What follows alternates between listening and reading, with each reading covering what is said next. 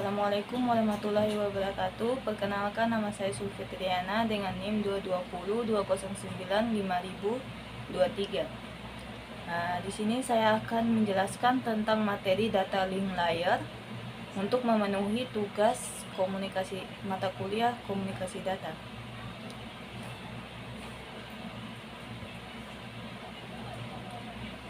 Seiring perkembangan zaman yang berbasis komputerasi menuntut manusia untuk lebih mendalami ilmu teknologi dan informasi. Salah satunya bentuk fisik nyata adalah mendalami tentang ilmu komputerisasi, tentang pengolahan data, aplikasi program, sampai membuat program itu sendiri. Di Indonesia untuk saat ini komputer dikenal mulai tingkat sekolah dasar yang memulai mengenal perangkat software dan hardware dari elemen-elemen komputer serta menjadi user untuk sebuah sistem operasi. Untuk SMP dan SMA, pengenalan komputer lebih mendalam dalam menjelaskan sebuah sistem aplikasi. Aplikasi ini seperti pendalaman program untuk drawing dan program Office yang menunjang untuk di dunia kerja.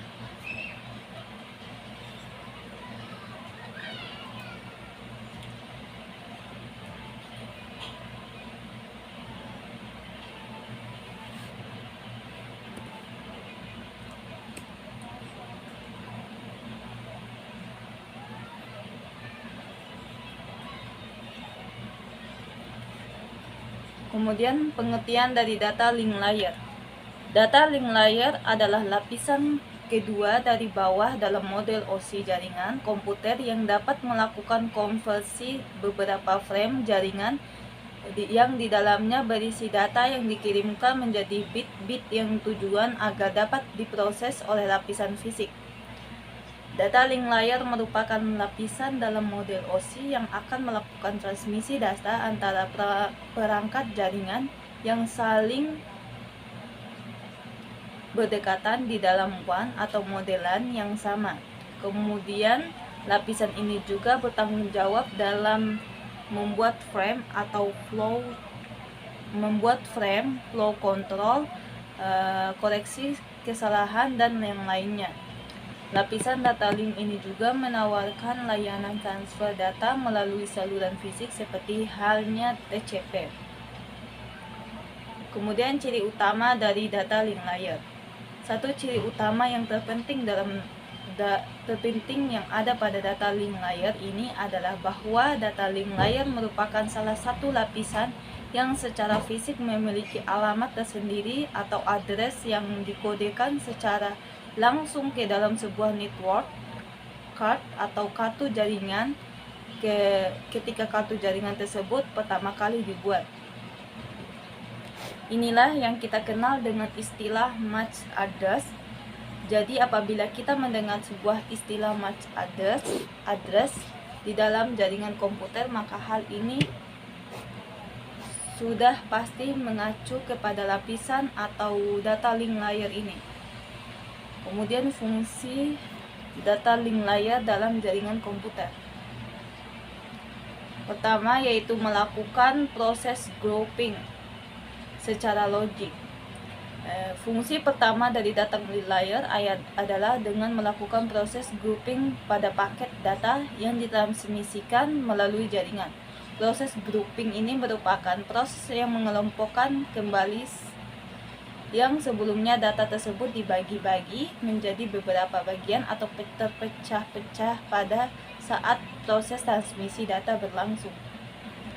Proses ini kemudian melakukan data bagian-bagian tersebut dikelompokkan menjadi kesatuan yang utuh yang akan ditransmisikan ke dalam layar selanjutnya.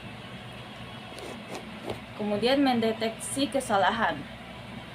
Fungsi yang kedua adalah dengan melakukan deteksi kesalahan pengiriman atau juga menerima paket data yang terjadi selama proses transmisi data berlangsung. Maka fungsi ini sangat penting sekali untuk mengurangi kesalahan pada setiap kali pengiriman data dalam satu jaringan.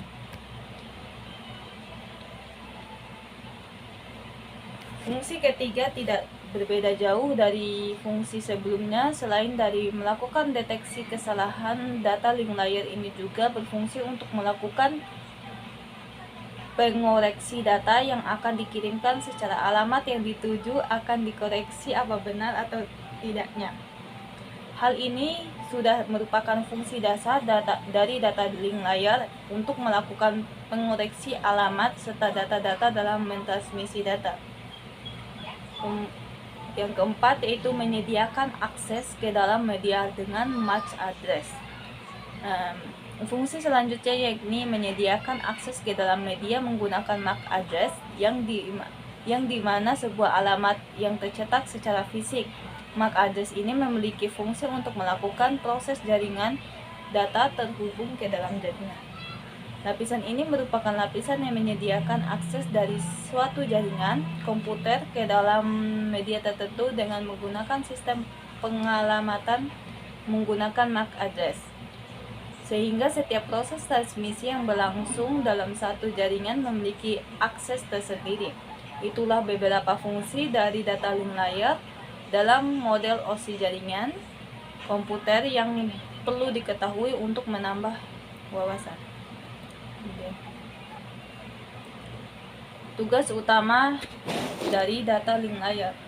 Tugas utama dari data link layer adalah sebagai fasilitas transmisi data mentah dan mentransformasi data tersebut ke saluran yang bebas dari kesalahan transmisi.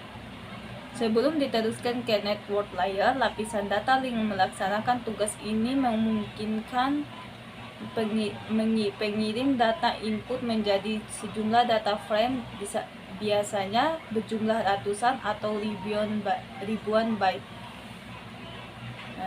Kemudian lapisan data link mentransmisikan frame tersebut secara berurutan dan memproses acknowledgement frame yang dikirim kembali oleh penerima. Karena lapisan fisik menerima dan mengirim aliran bit tanpa mengindahkan arti atau arsitektur frame, maka tergantung pada lapisan data link lah untuk membuat dan mengenali batas-batas frame itu. Hal ini bisa dilakukan dengan cara membubuhkan bit khusus ke awal dan akhir frame.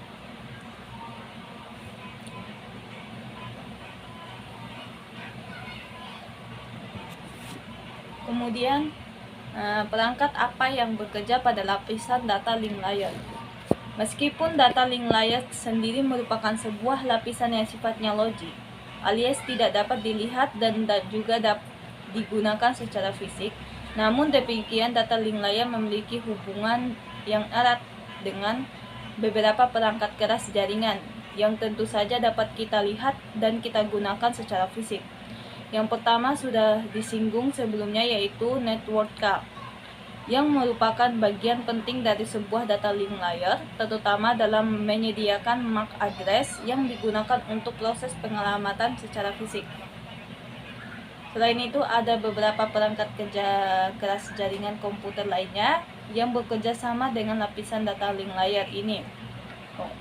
Ada bridge dan juga switch yang merupakan perangkat keras jaringan komputer yang bekerja secara fisik dan memiliki kaitan erat dengan data link layer. Hal ini sesuai dengan fungsi bridge dan juga switch tersendiri yang berfungsi untuk memecah dan menggabungkan suatu jaringan.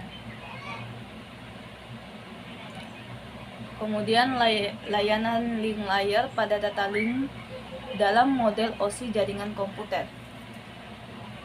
Pertama ada framing, merupakan cara pembungkusan datagram ke bentuk frame yang sebelum ditransmisikan. Kedua ada physical address, apabila frame ini didistribusikan ke sistem lainnya pada jaringan, maka data link tersebut akan menambah sebuah header di muka frame untuk menggunakan pengirim dan penerima. Ketiga ada flow control. Setiap node memiliki keterbatasan buffer sehingga layer link memastikan pengiriman frame tidak lebih cepat daripada pemrosesan frame pada receiver. Apabila bit rate berlebihan atau juga menurunkan, flow control akan melakukan tindakan yang menstabilkan bit rate. 4. Ada akses kontrol. Apabila perangkat terhubung dengan link yang lapisan data, link perlu menentukan perangkat yang mana akan dikontrol pada saat tertentu. Kelima, ada link akses. Link akses ini berhubungan dengan protokol kontrol akses media yang mengatur bagaimana frame dikirimkan ke tautan. Keenam, ada reliable delivery. Reliable delivery merupakan pengiriman yang handal, menjamin pengiriman datagram melalui link tanpa error. Kemudian error control. Ini apabila data link menambah physical layer reliability dengan penambahan mekanisme deteksi dan transmisi ulang frame yang gagal. Kedelapan, ada error detection. Merupakan bit error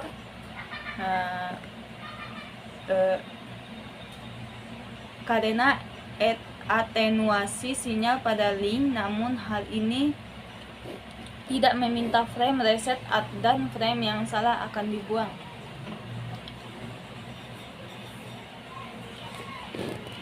Kemudian ada error correction. Error correction ini merupakan correction yang memberikan layanan tidak hanya mendeteksi tetapi juga mengoreksi kesalahan, dan juga tidak semua protokol bisa berfungsi dan semua itu tergantung protokol yang digunakan.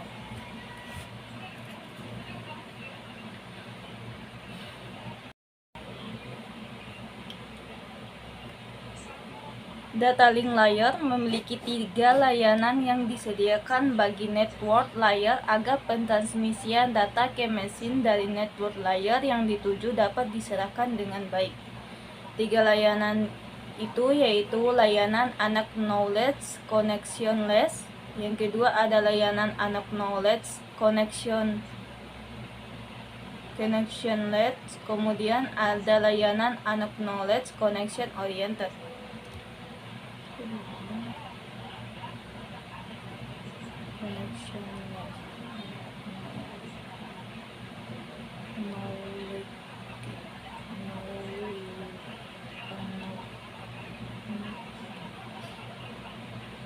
Pertama ada layanan Unacknowledged Connectionless. Layanan Unacknowledged Connectionless yaitu di mana mesin sumber mengirimkan sejumlah frame ke mesin yang dituju dengan tidak memberikan acknowledgement dapat diterimanya frame-frame tersebut. Tidak ada koneksi yang dibuat baik sebelum atau sesudah dikirimkannya frame. Bila sebuah frame hilang sehubungan dengan adanya noise, maka tidak ada usaha untuk memperbaiki masalah tersebut di data link layer. Jenis layanan ini cocok bila laju error sangat rendah sehingga recovery bisa dilakukan oleh layer yang lebih tinggi. Layanan ini untuk lalu lintas real time seperti percakapan, di mana data yang terlambat dianggap lebih buruk dibanding data yang terlihat buruk.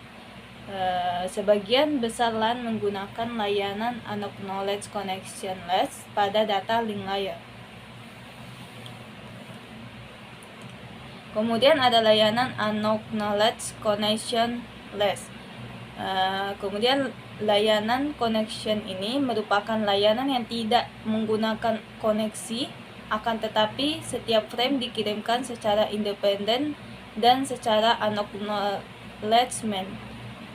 Dalam hal ini, si pengirim akan mengetahui apakah frame yang dikirimkan ke mesin tujuan telah diterima dengan baik atau tidak. Bila ternyata belum tiba pada interval waktu yang telah ditentukan, maka frame akan dikirimkan. Mungkin saja hilangnya acknowledgement akan menyebabkan sebuah frame perlu dikirimkan beberapa kali dan akan diterima beberapa kali juga. Layanan ini akan bermanfaat untuk saluran unreliable seperti sistem tanpa kabel. Kemudian ada layanan Acknowledge Connection Oriented. Pada layanan Acknowledge Connection Oriented, mesin sumber dan tujuan membuat koneksi sebelum memindahkan datanya. Setiap frame yang dikirim tentu saja diterima. Selain itu, layanan ini menjamin bahwa setiap frame yang diterima benar-benar hanya sekali dan semua frame diterima dalam urutan yang benar. Layanan ini juga menyediakan proses-proses network layer yang ekivalen aliran bit reliable. Itu saja yang dapat saya sampaikan. Terima kasih. Semoga apa yang saya sampaikan dapat bermanfaat bagi kita semua. Assalamualaikum warahmatullahi wabarakatuh.